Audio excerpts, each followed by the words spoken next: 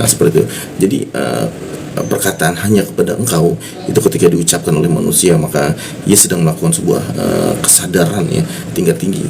Nah jadi seyogianya ya ketika seseorang melakukan sholat lalu membaca surat Al-Fatihah ini di ayat kelima ya, itu sejatinya ia harusnya sedang menggunakan hatinya untuk mengatakan kepada Sang Pencipta, hanya kepada engkau. Nah itu sebuah kalimat yang luar biasa ya.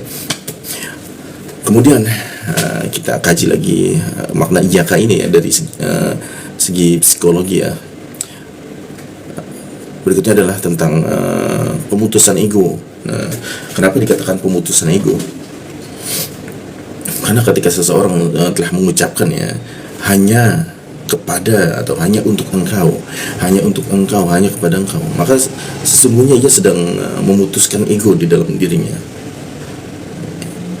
Artinya ia akan mementingkan ya lawan bicaranya. Contoh ketika ia mengatakan hal seperti ini kepada pasangannya, hanya engkau. Nah, maka artinya ia sedang memutuskan ego di dalam hatinya sendiri dan lebih mengutamakan lebih memprioritaskan lawan bicaranya itu jika pasangan.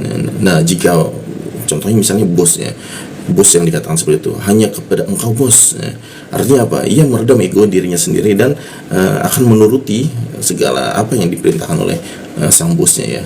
Nah seperti itu. Jadi makna orang yang mengatakan iyaka hanya kepada engkau itu bermakna salah satunya adalah ia sedang memutuskan ego dalam hatinya.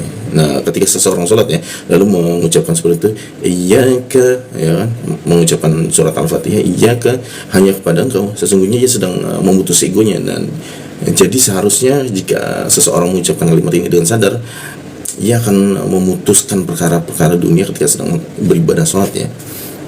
Hanya engkau ya, dunia ditinggalkan dan pikirannya yang fokus kepada Allah, seperti itu.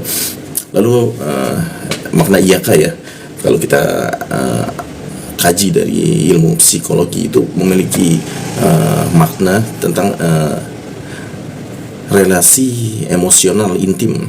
Nah, maksudnya apa?